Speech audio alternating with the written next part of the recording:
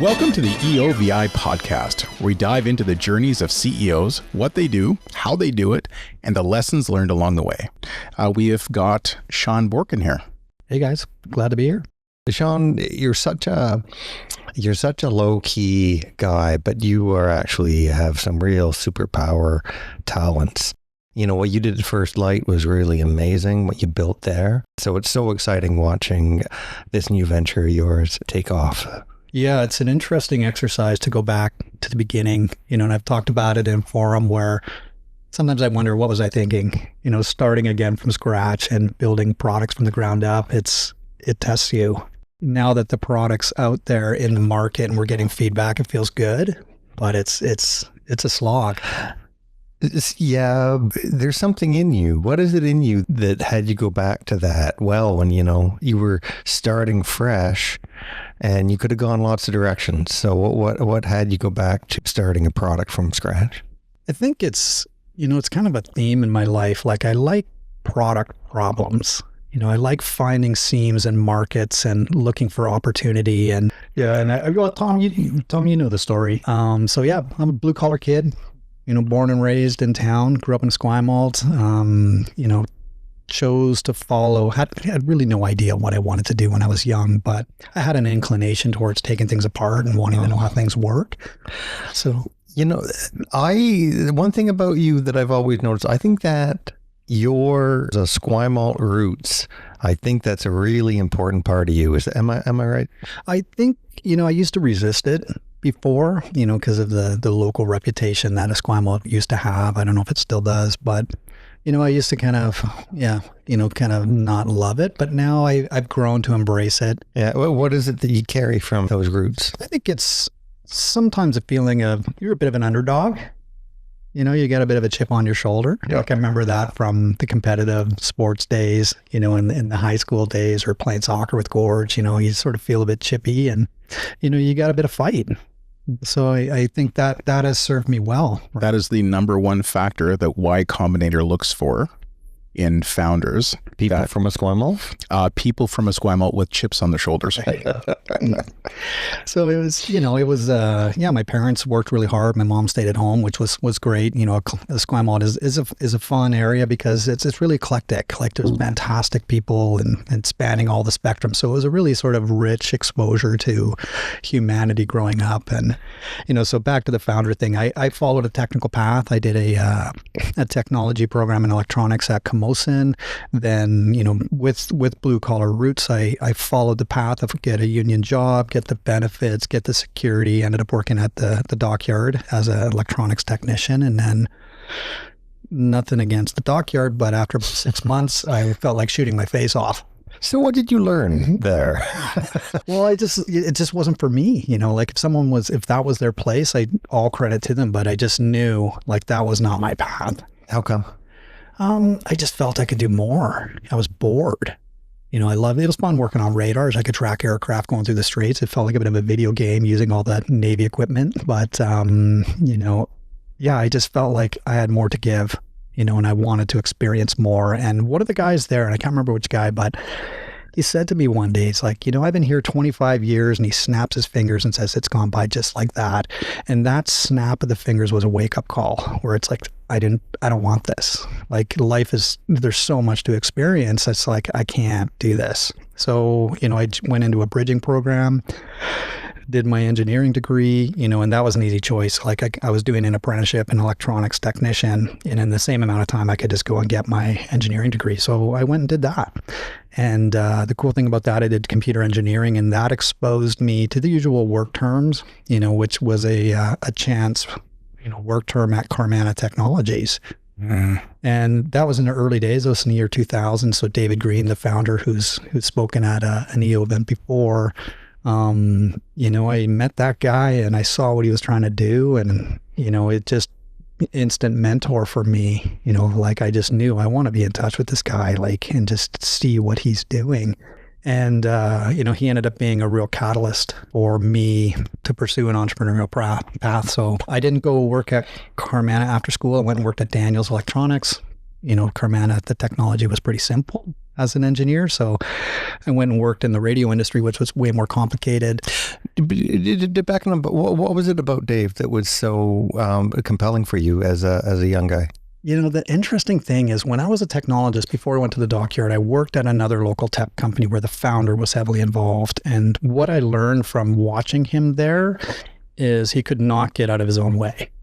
Oh. Right. And, you know, he eventually, I think the business may still exist and it sort of meandered along, but, you know, I saw him limiting his own success. Like he couldn't enable his team. He was turning over really good people.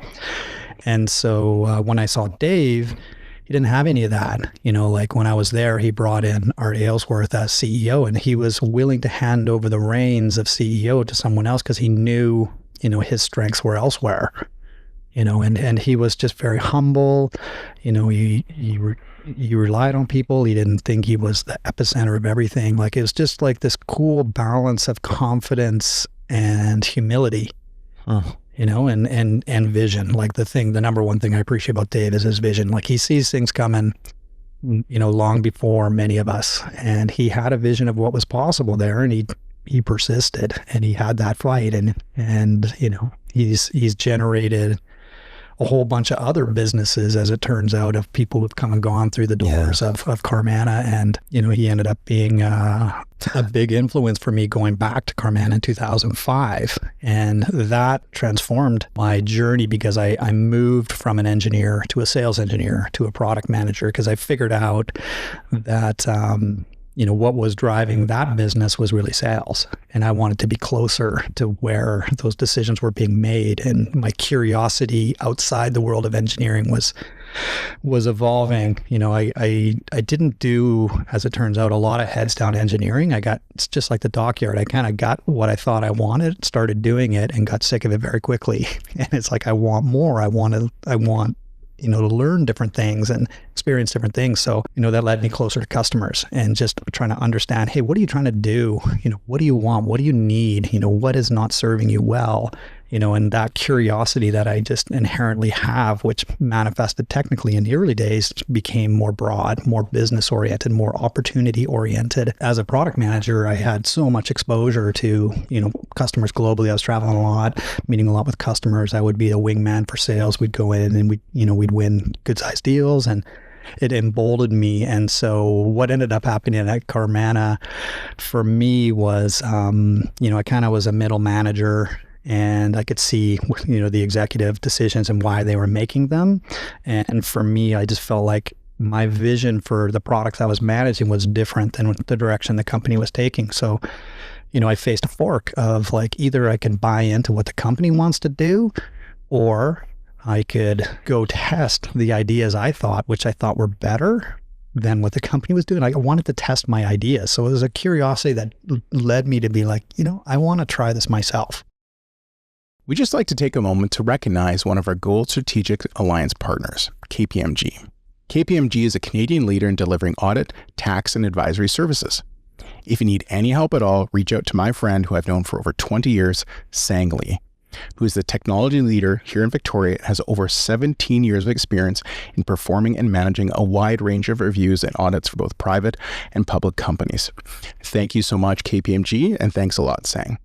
That apprenticeship at Carmanah sounds like a really interesting time. Just sounds like you had so much raw material, but the Carmanah experience really shaped it into something. Give me an example of one of those, like you talked about how you had to get used to understanding customer needs and stuff. Like, give me an example of that happening. I think the most transformative thing was, you know, they created this new role of product manager. I didn't know what it was, but I was pretty sure I wanted it.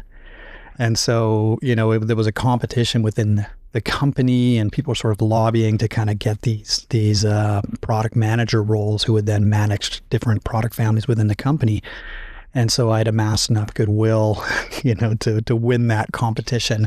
And how it transformed me was really working with another product manager was there, and she knew her stuff. And she exposed me to, in particular, a framework of how to think about strategic marketing or product management, and just the way of approaching market problems and how you want to go about it. And it changed everything for me. From like, engineers are good at solving problems, but they don't necessarily solve the right problems.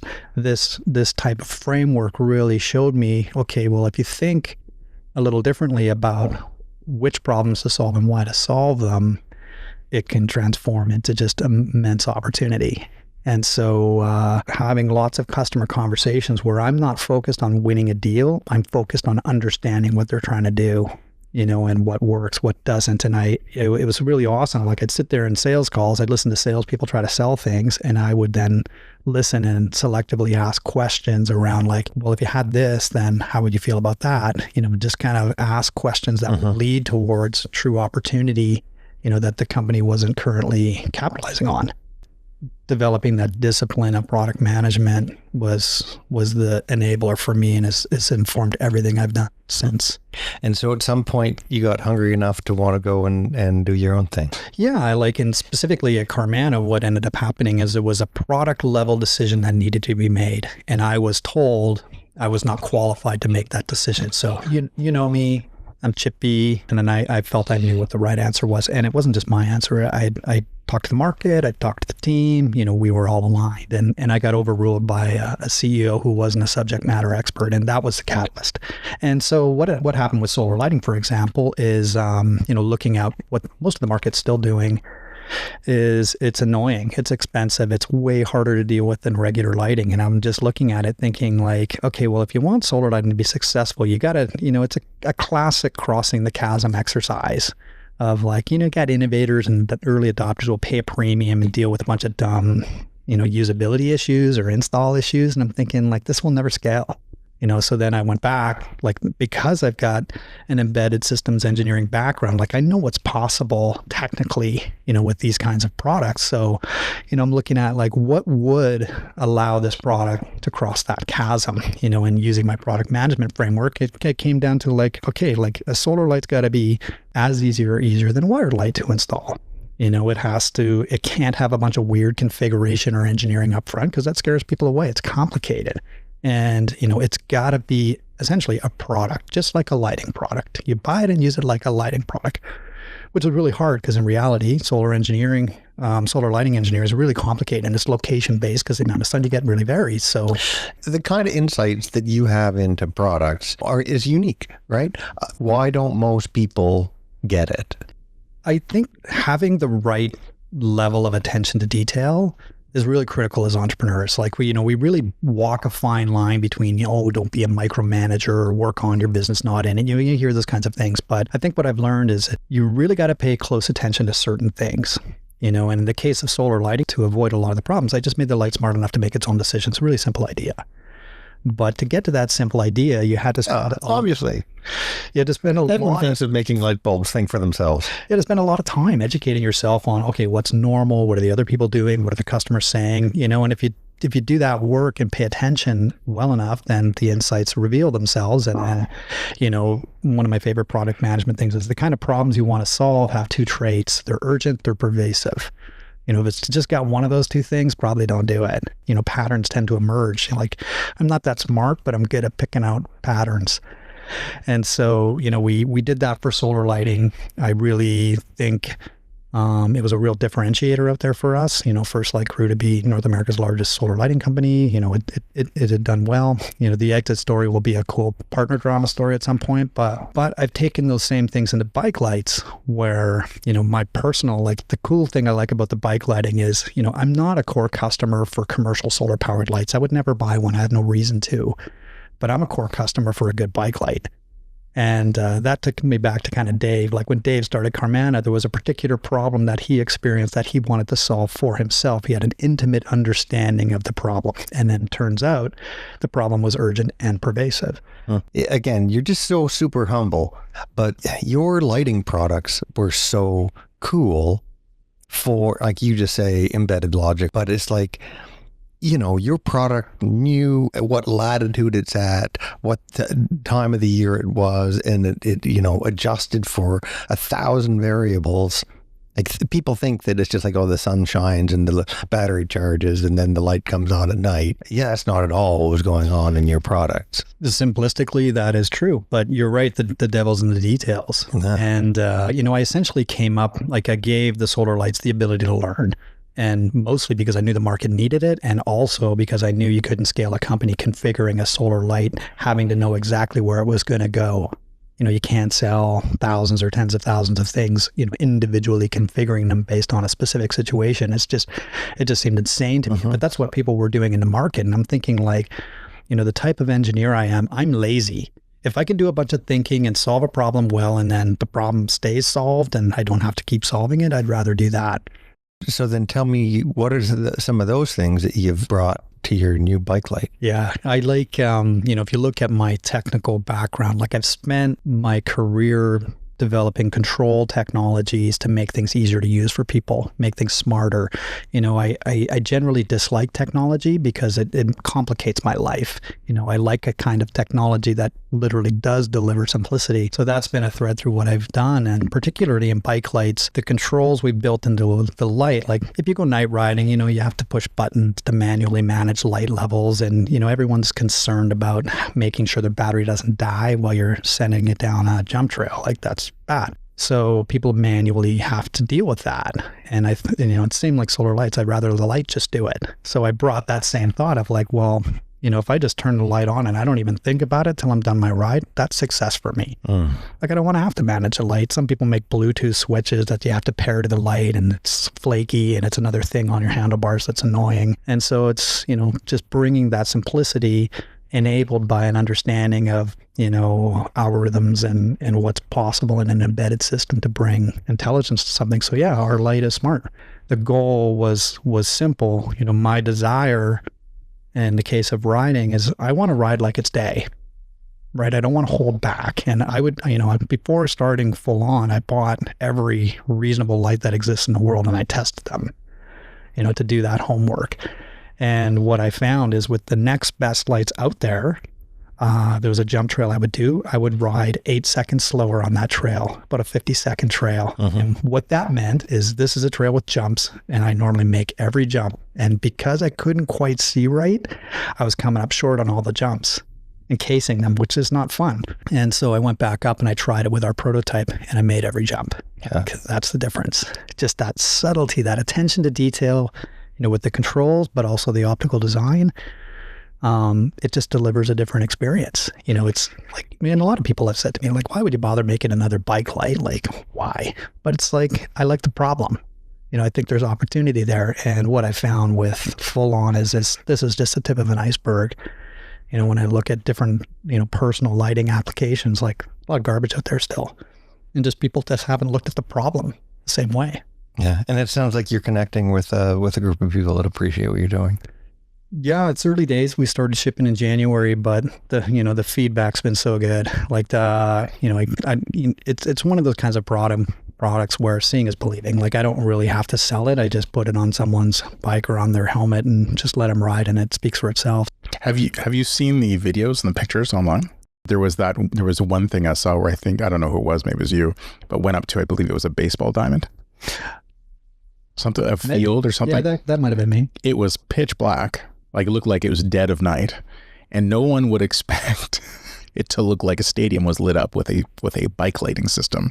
And you flicked it on, and you could see the entire field. And after seeing that video or those images, you could see why it's so successful. I mean, it's incredible. It's incredibly powerful.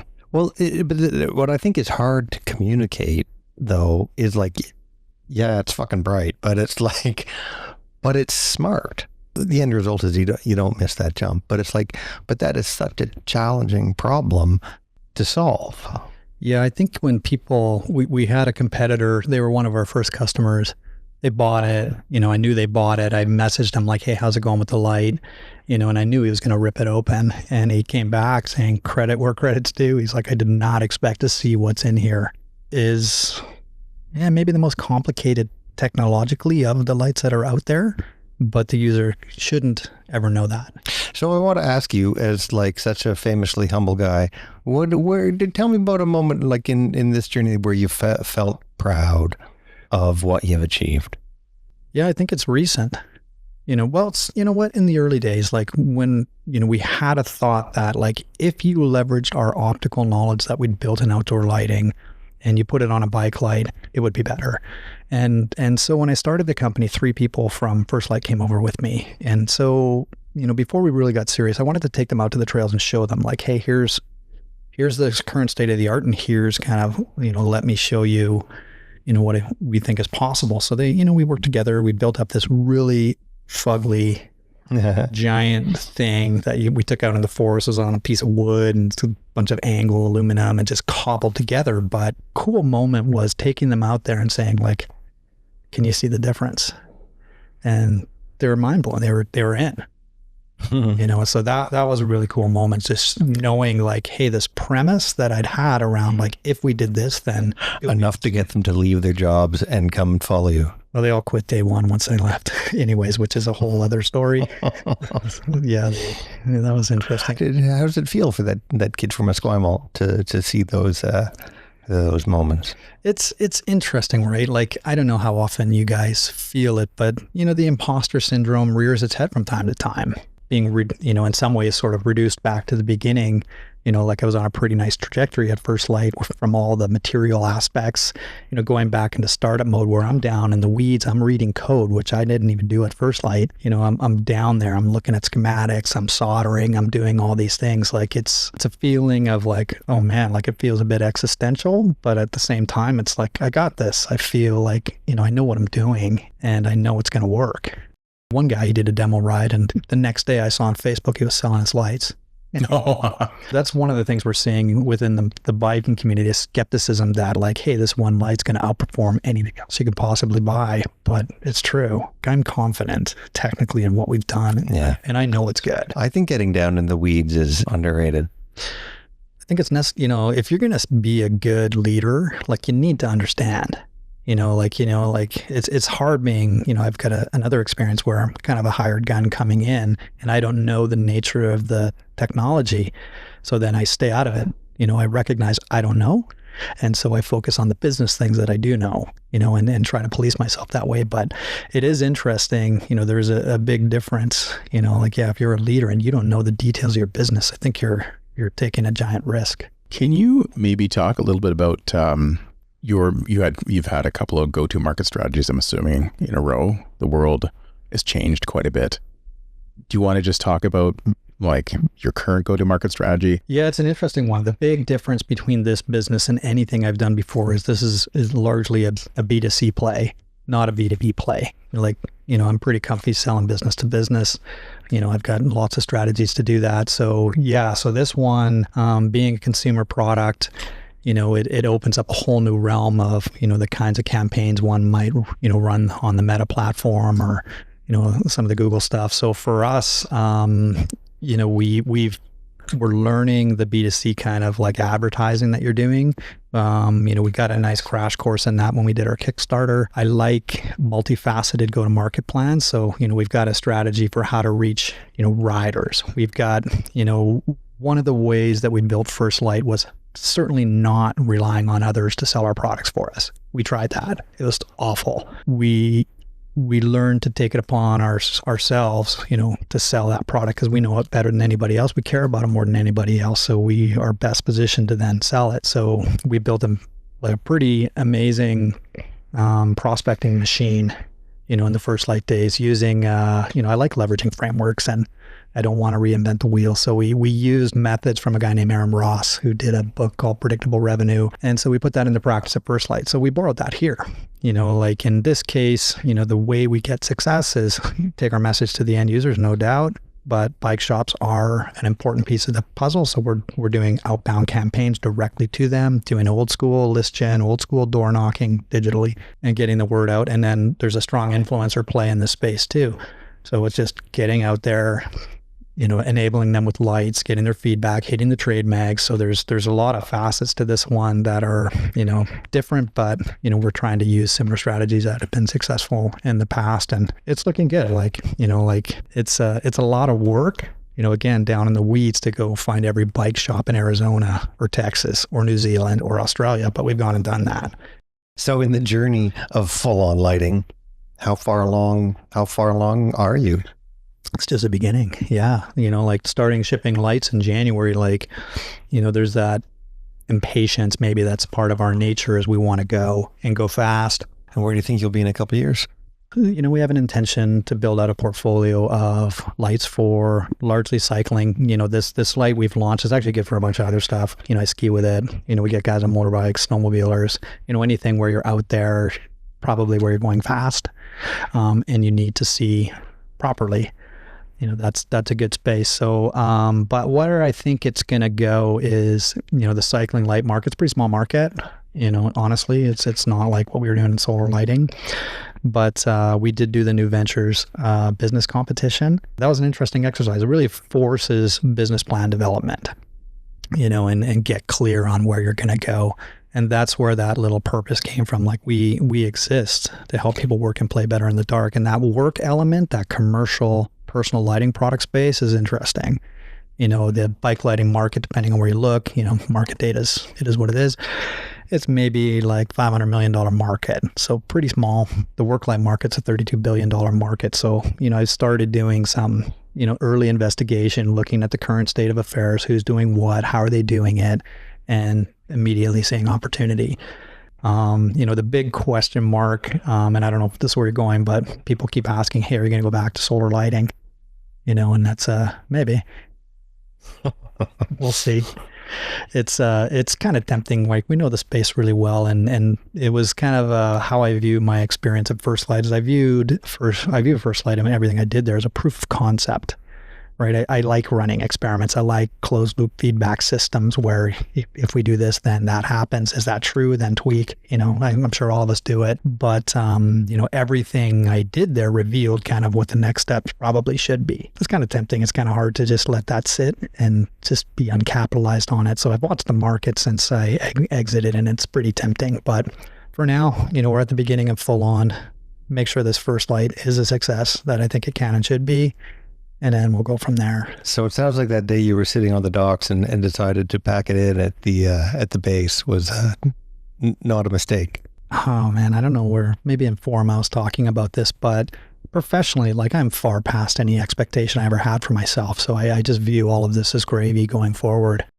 There's a poet that I like, talks about ambition. I think maybe I've shared that with you. I don't know if you listened to it, but David White is the poet. He talks about ambition and how it's not good to have sort of over-concretized view of what you think the steps are, like these stepping stones going into the future.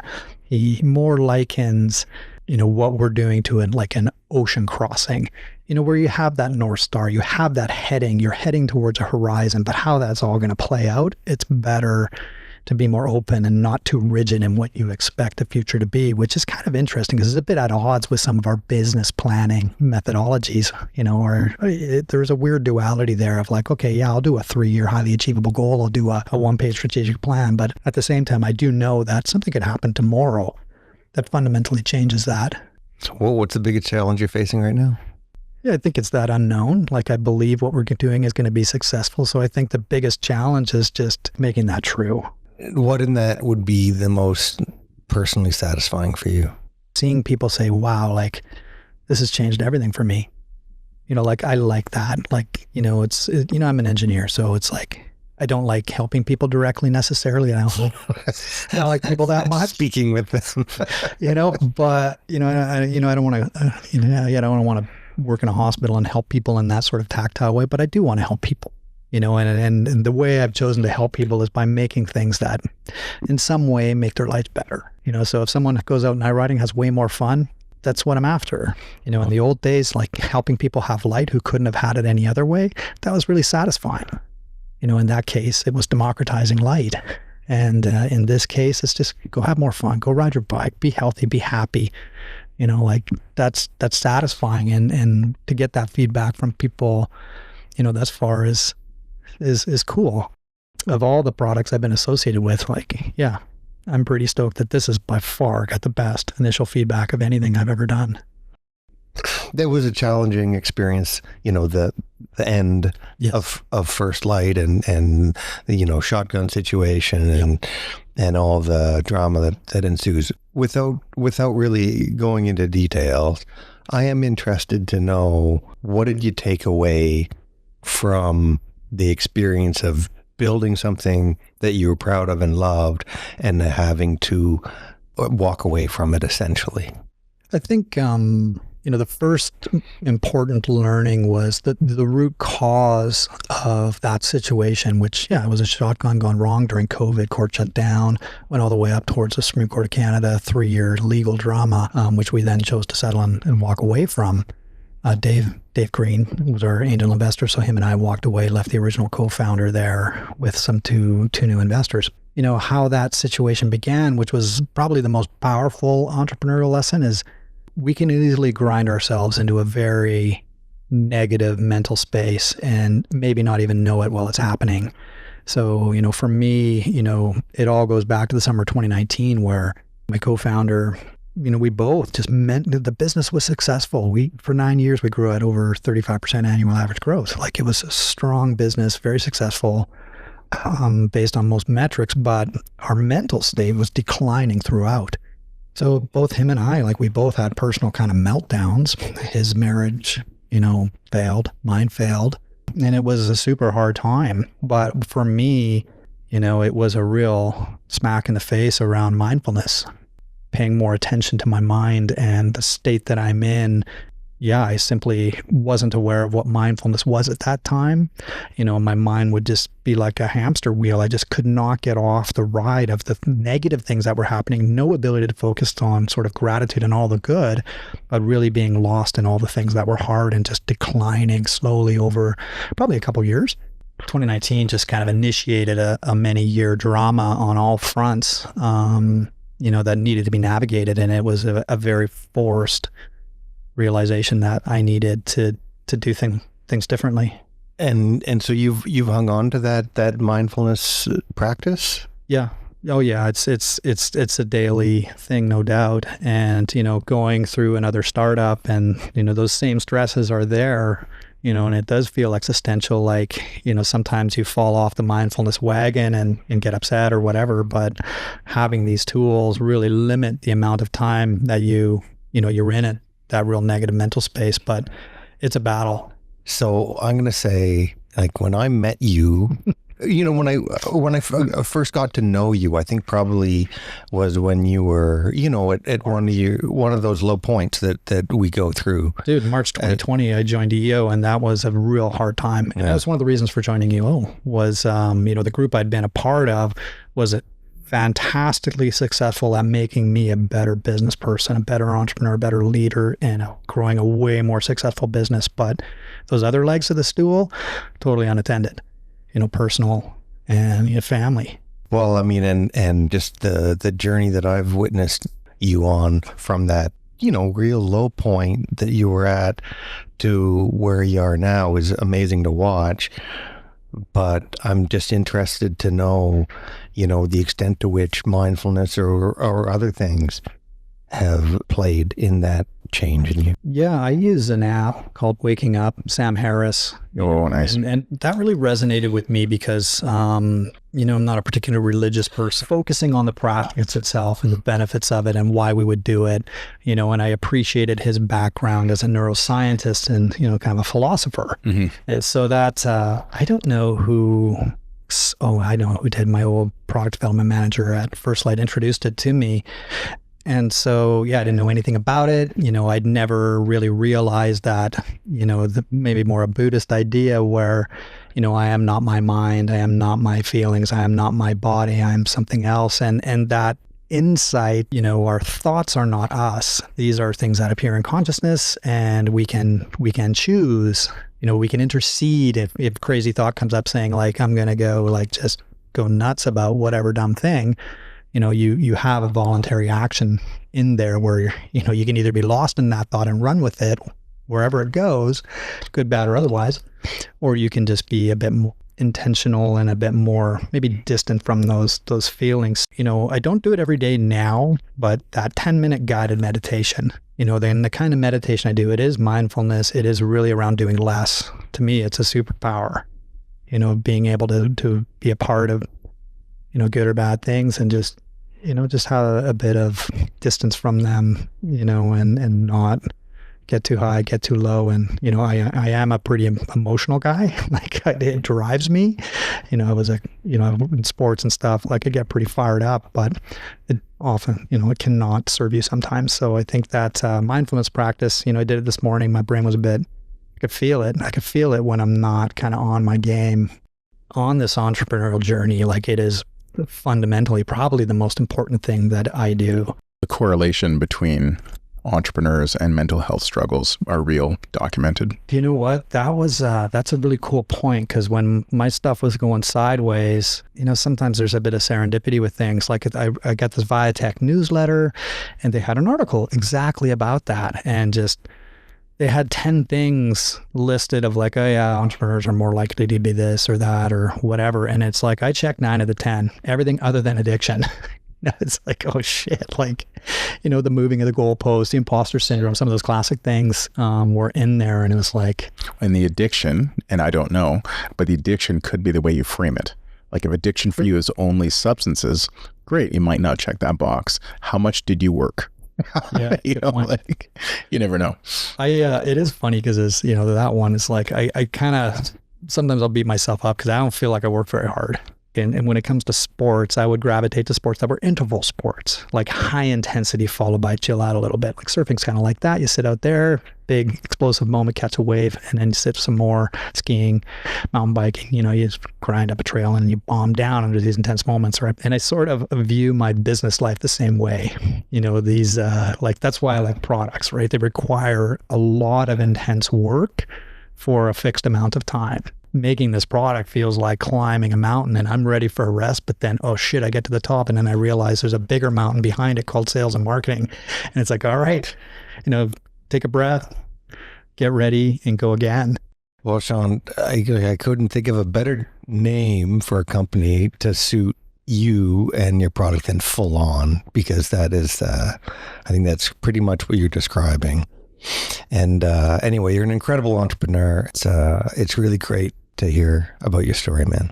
So thanks so much for sharing it with us. Yeah, appreciate it. Thank you so much. Yeah, it was fantastic.